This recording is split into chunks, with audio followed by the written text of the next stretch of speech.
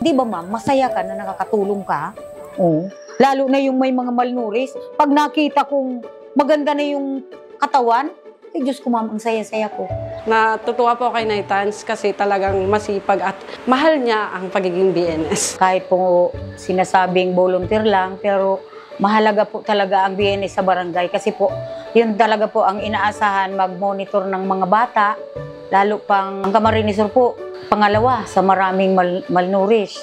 Kami po ang mga nasa frontliner na magpapaliwanag sa mga nanay kung ano ang dapat gawin sa mga bata.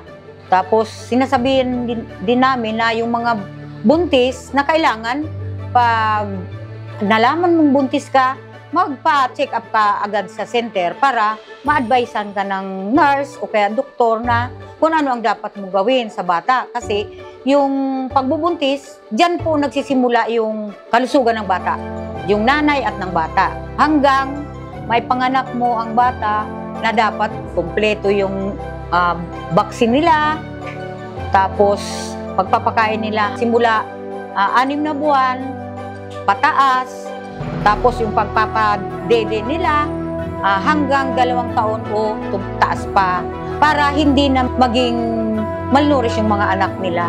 Tinitingnan niya agad kapag itong batang to, underweight, itong batang to, stunted.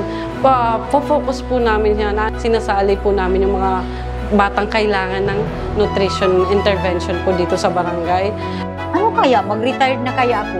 Hanggang ilang taon pa kaya ako? Hanggang malakas pa? Kaya pa? Okay pa? Kaya pang lumakad ma'am pag ang puso mo sa pagtulong na sa barangay, pag makita mo maayos yung barangay, maayos yung mga pamilya, saka yung mga nanay nasa mabuting kalagayan, kakayanin ng ang BNS.